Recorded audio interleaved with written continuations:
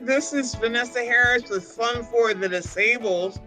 I'm here with Chris of Froglegs, and today we're going to discuss 5 easy tips that you can do at home on your wheelchair, which is important, especially now during the pandemic. Hi, Chris.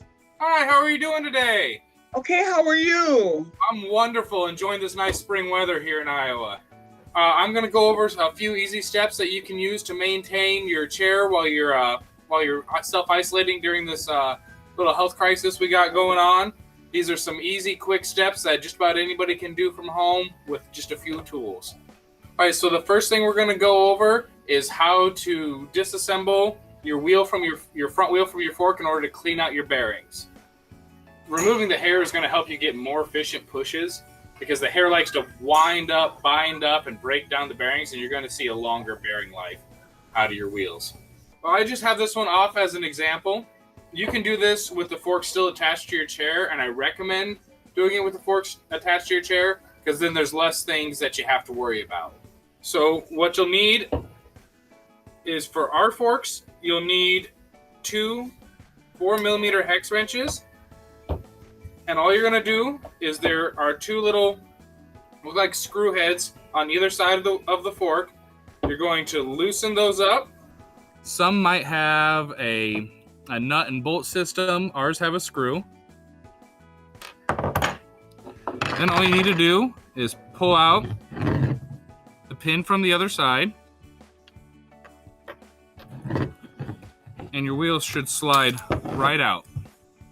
Ours have these frog shields which help reduce the amount of hair that you're going to get in, and it makes it easier to align. But most of the time they'll have a little spacer. It'll be silver or bronze in color. So you'll take those spacers or the frog shields off, and then with a pair of pliers or your fingers, just remove the hair from the bearings. Make sure they're all clean. Give them a spin to make sure you don't feel any grinding or that it doesn't spin well, because that'll be an implication that you need to change out your bearings. All right, once you've done that, you'll reassemble your fork,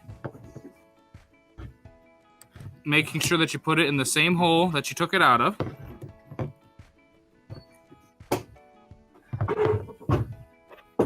And you take your pin and you start it in there. And then I use either a screwdriver or a punch or the Allen wrenches to make sure that everything lines up and pops through.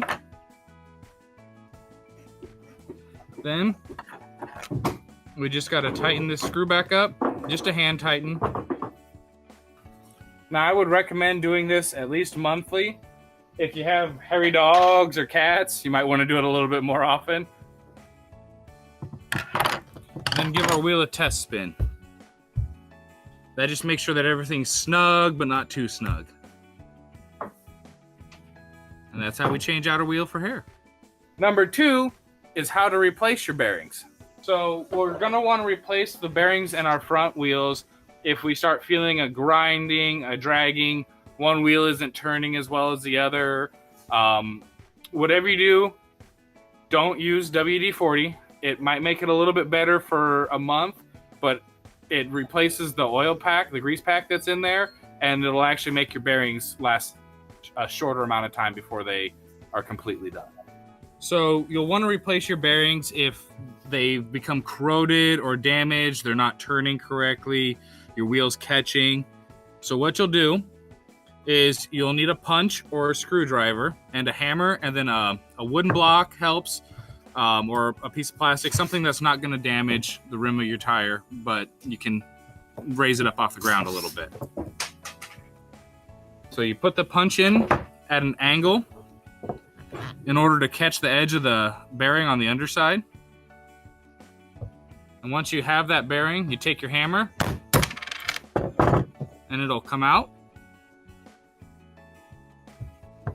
Then you flip it over, and you want to make sure that you're bracing it on part of the metal part of the bearing. You don't want to put it right where the ball bearings are, because that can just knock out the center and leave the ring, the outer ring, and that'll be a much more difficult time removing. So you put it in at that same angle, and it'll pop right out. Once you have it open, you're gonna check for burrs, take a look in there, maybe take some paper towels, clean out any rust or gunk that's in there, and make sure that your inner race is still good. When it's time to reassemble with the new bearings, you're going to get them started by placing them in there, and then take a socket and set it over top, a socket that matches the outer race of your wheel, of your bearing. Then you're going to take that hammer and just kind of tap it back into place. What the socket does is make sure that you apply the pressure evenly and don't risk damaging the bearings.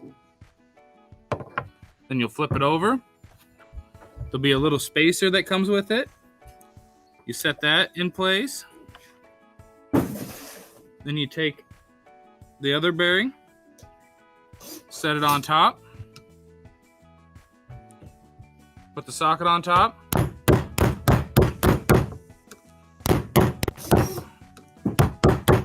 tap that one down until it's flush. Step number 3 is proper inflation of your tires. It's one of the most common things that we see at our repair centers, whether it's the chair feels sluggish, it's not turning correctly, I'm not getting an efficient push. A lot of time, or even the brakes aren't working correctly. It's the tire pressure is low. Either you can use an air compressor or you can use a hand pump, but you should check your tires rating to see what your tire pressure is. But 90 PSI is usually a general rule of thumb. To check the tire pressure is to get a tire pressure gauge. You can get these at a gas station, Walmart, bicycle repair shop, bicycle shop, anything like that. And all you do is there's a little valve on here, and all you have to do is press that tire gauge to that valve, and it'll give you a reading as to what your pressure is. A quick check you can do on the road is just squeezing your tires.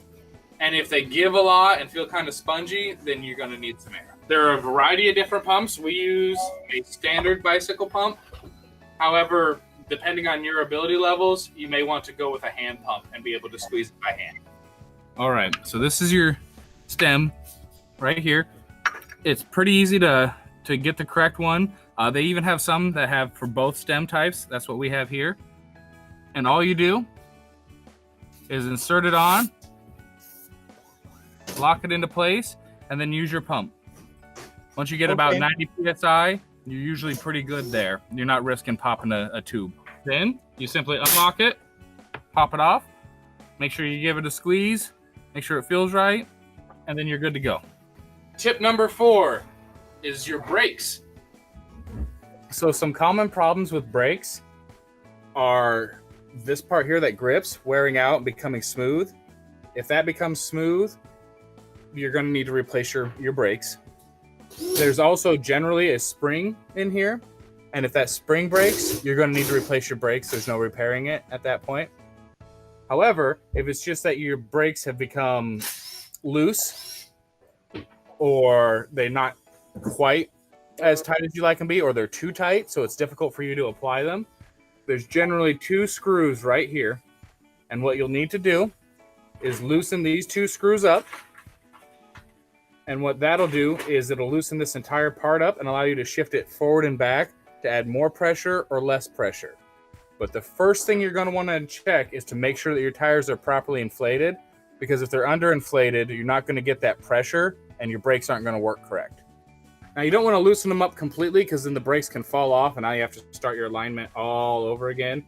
But just loose enough that you can wiggle it to where you want it to go. And then you snug it up when you think you have it where you want it, and when you put it on, it should be snug, but not so snug that you're struggling to put the brake on. If it's right where you want it, it's got a good grip in the center of this, and you're not sliding around, you have it right about where you want it. Number 5. Yes, 5. Checking your spokes. So, one of the easiest ways for a rear wheel to become damaged is for the spokes to be loose. So the easiest way to do that is to grab 2 that are side by side and give them a little squeeze. If they feel pretty firm, you're probably good. If they're kind of loose and just wobbling all over the place, even shifting, your spokes are loose and you're going to get a bad ride. So the way that you can fix that is you'll need a spoke tool, which I don't have here, unfortunately. And up here at the very top, that's where you'll grab it with a spoke tool and just kind of turn to give them a twist that tightens them up. It's something simple you can do while sitting on your couch watching TV and enjoying your time off work. Well, thanks, Chris. Thanks for your 5 tips on maintaining your wheelchair, especially during a pandemic. When should we contact somebody and say, I'm desperate and I can't do this? If it gets to where you don't feel comfortable, you feel like you might do more damage than good, call someone. Because it's better to have a chair that's not working quite right than a chair that's not working at all. Thanks, Chris. You have a great day, and everybody stay safe out there. We'll be right here for you the whole step through the way. We're not shutting down anytime soon. Okay, excellent. Okay, thanks a lot, Chris. Thank you. Have a great day. Okay, bye-bye. Bye. Thanks for watching our video as part of the Virtual Abilities Expo. If you enjoyed this video and want to stay connected with us, follow the link in the description below and sign up for our mailing list. And for more videos like this, check out our website at fun4thedisabled.com. This is Vanessa Harris signing off. Bye-bye.